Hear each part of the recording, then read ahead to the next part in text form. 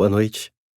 Na história de hoje, vamos conhecer a vida de Khalil Gibran, um escritor e pintor de origem libanesa, e ouvir sobre o seu relacionamento mais duradouro, que mudou a forma como ele via o mundo. Eu sou o seu narrador, Gustavo Zoen, e a história de hoje se chama O Homem que Amava os Temporais, escrita por Lúcia Tuchinski.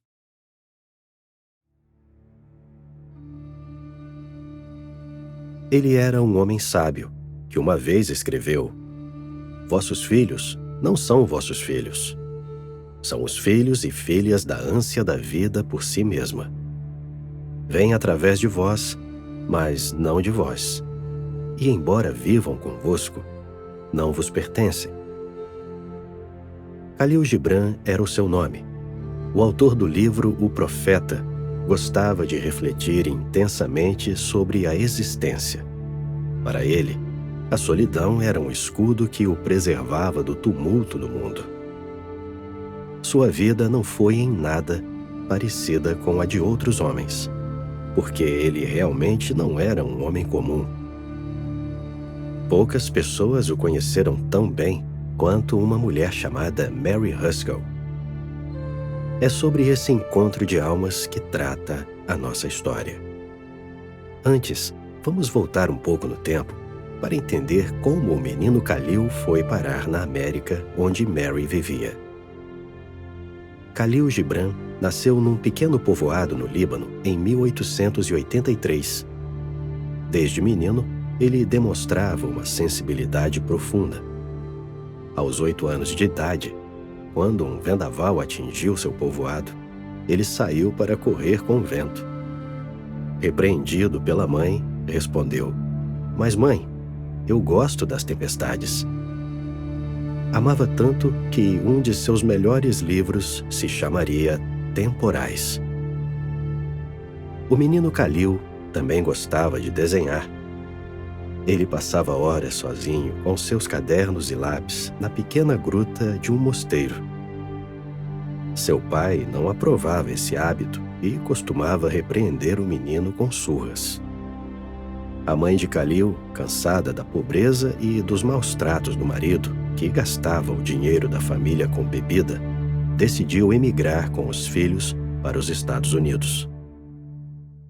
Khalil tinha 11 anos quando chegou na América com a mãe, 2 irmãs e um irmão. Primeiro moraram em Nova York. Depois, mudaram-se para Boston, onde havia uma pequena comunidade libanesa. Em Boston, o jovem Khalil decidiu se dedicar à pintura e à literatura, enquanto sua mãe e suas irmãs trabalhavam como costureiras.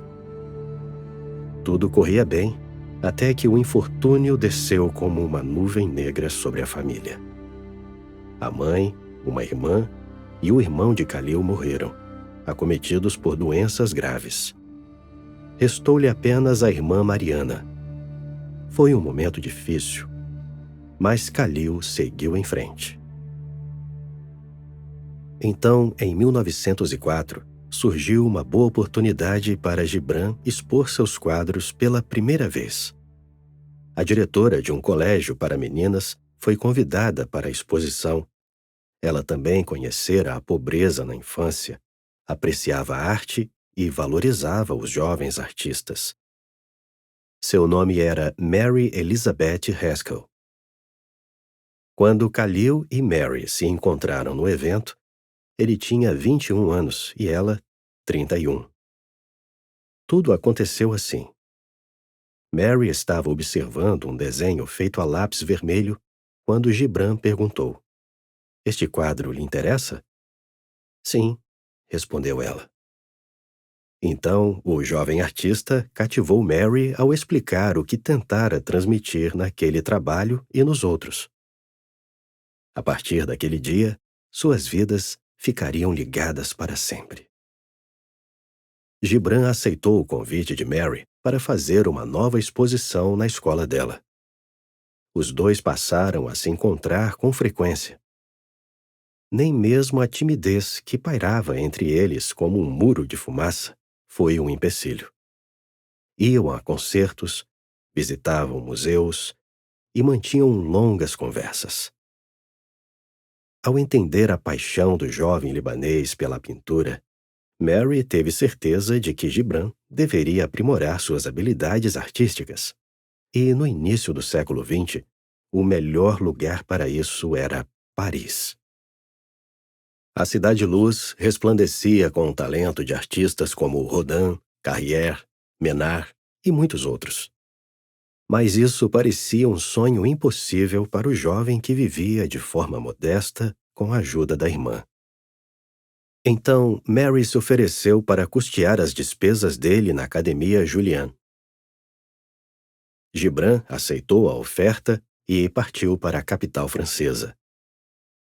Na carta de 2 de outubro de 1908, ele descreveria assim sua experiência. Querida Mary, estou pintando, ou melhor, estou aprendendo a pintar. Ainda me custará muito tempo para pintar como eu quero. Mas é maravilhoso sentir a evolução da nossa própria visão das coisas. Há ocasiões em que deixo o trabalho com a sensação de uma criança a quem se põe para dormir cedo.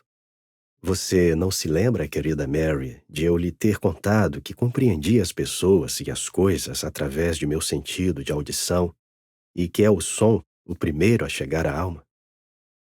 Agora, querida Mary, começo a compreender as coisas e as pessoas pelos olhos. Minha memória parece conservar as formas e as cores das personalidades e dos objetos. E agora, enquanto estou com a saúde perfeita, tanto do ponto de vista físico quanto mental, desejo dizer que os poucos quadros e desenhos atualmente em meu poder são todos seus, caso eu venha a morrer subitamente aqui, em Paris. E, assim, de carta em carta, a intimidade entre eles foi aumentando. Em 8 de novembro de 1908, Gibran escreveu: Quando fico infeliz, querida Mary, leio suas cartas. Quando a névoa domina o eu que existe em mim, retiro 2 ou 3 cartas da caixinha onde as guardo e começo a relê-las. Elas me fazem lembrar meu verdadeiro ser. Fazem-me fechar os olhos a tudo que não é elevado e belo na vida. Cada um de nós, e todos nós, querida Mary, precisamos ter um lugar de repouso em algum recanto. O da minha alma é um bosque maravilhoso onde vive meu conhecimento sobre você.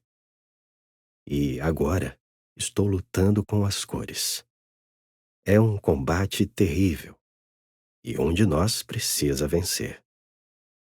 Parece-me que posso ouvi-la dizer: e os desenhos, Calil? E Calil, com sede em sua voz, responde: deixe-me banhar minha alma nas cores.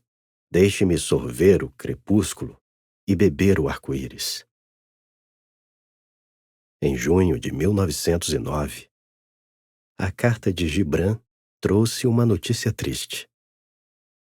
Perdi meu pai, adorada Mary. Ele morreu na velha casa onde nasceu há 65 anos. As 2 últimas cartas que me escreveu fazem-me chorar a cada leitura. Seus amigos me escreveram, contando que ele me abençoou antes de o fim chegar. Agora eu sei, querida Mary, que ele descansa nos braços de Deus. E, no entanto, não posso evitar um sentimento de pranto e saudade.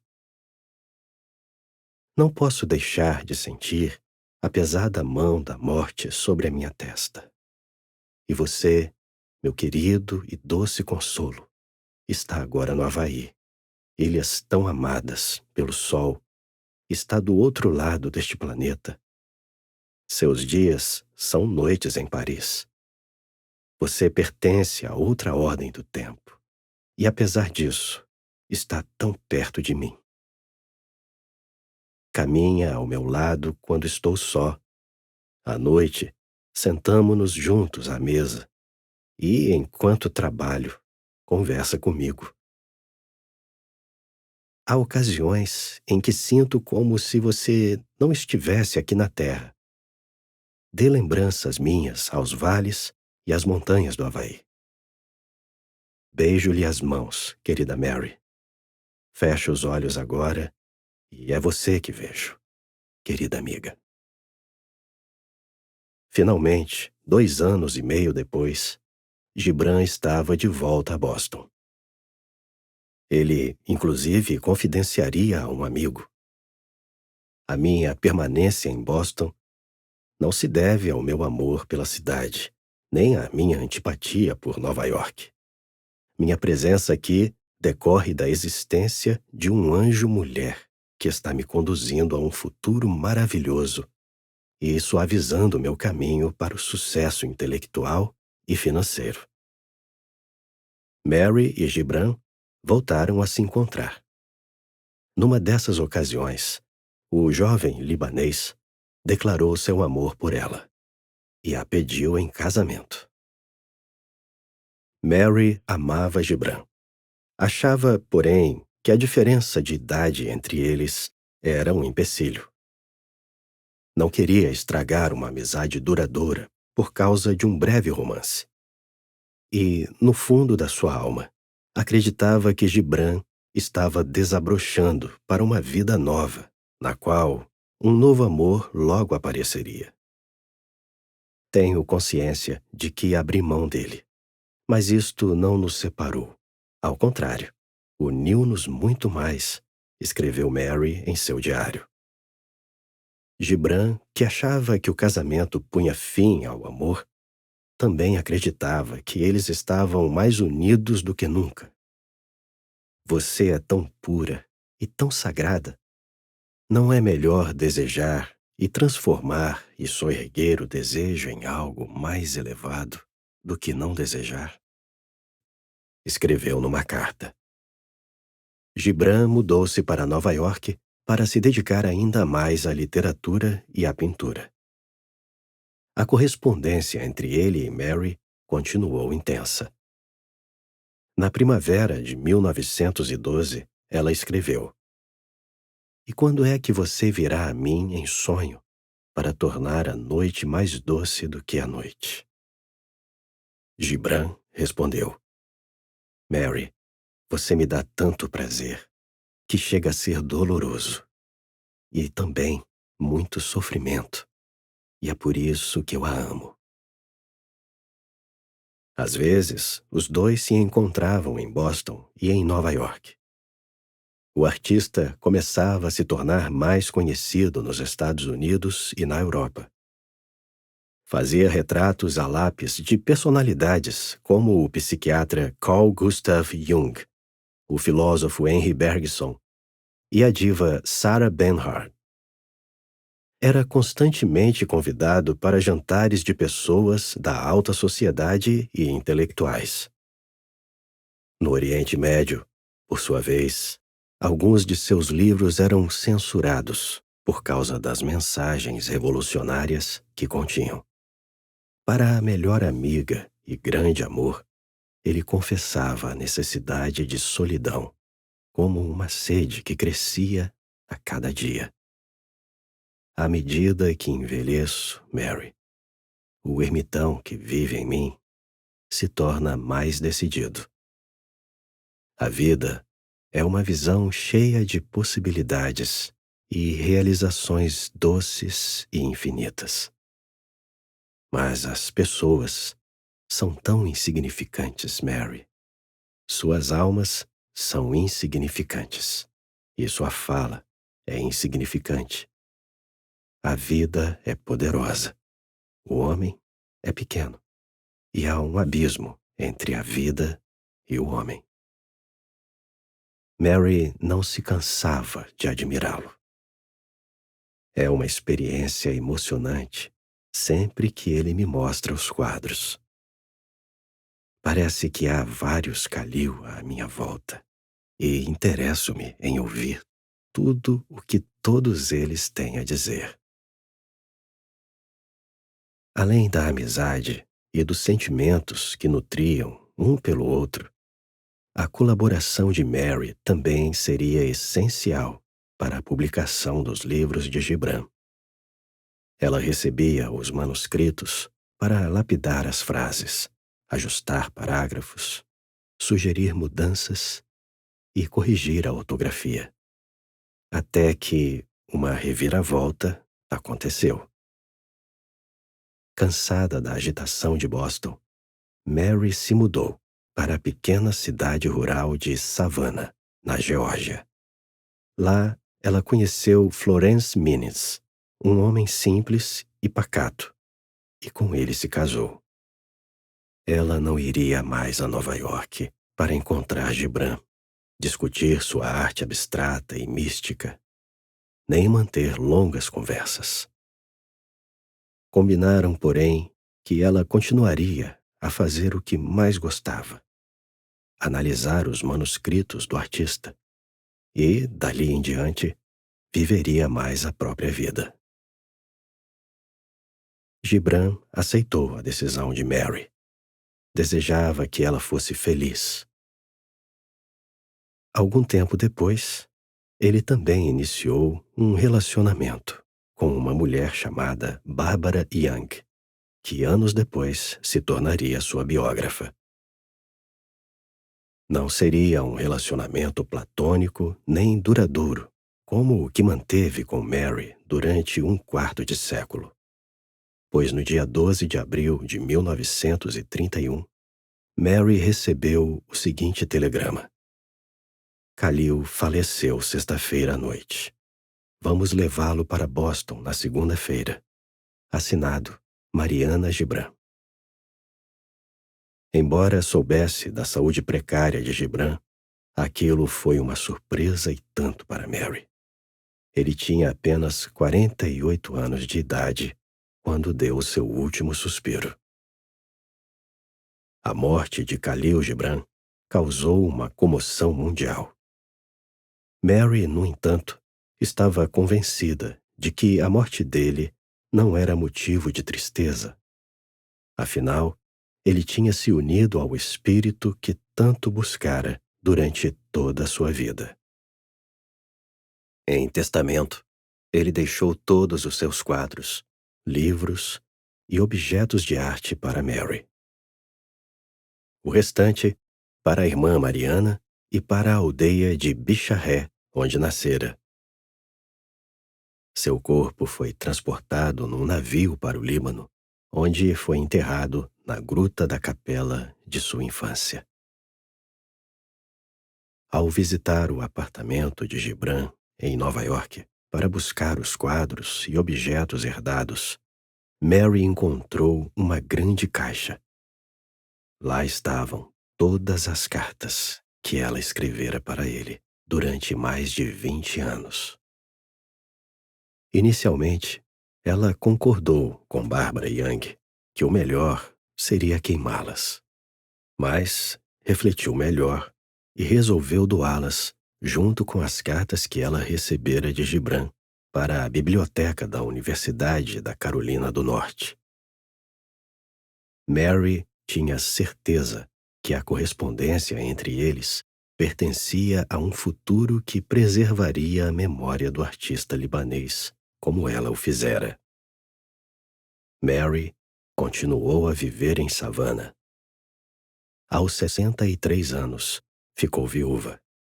Mudou-se da grande casa que dividia com o marido para um apartamento pequeno, depois para um ainda menor, onde viveu quase como reclusa. Doou praticamente tudo de valor que possuía. Passou os últimos 5 anos de sua vida internada num hospital, sofrendo de artrite e pouco consciente do mundo ao seu redor. Em seu testamento, ela determinou: não desejo que seja realizada qualquer cerimônia fúnebre para mim, e meu corpo deverá ser rápida e simplesmente esquecido. Deverá ser cremado e as cinzas não serão recolhidas. E assim foi feito. O relacionamento secreto de Mary e Gibran só seria revelado para o mundo muitos anos depois, com a publicação das cartas deles no livro O Grande Amor do Profeta. Espero que você tenha gostado da história de hoje e que as seguintes palavras de Gibran possam acalentar seus sonhos.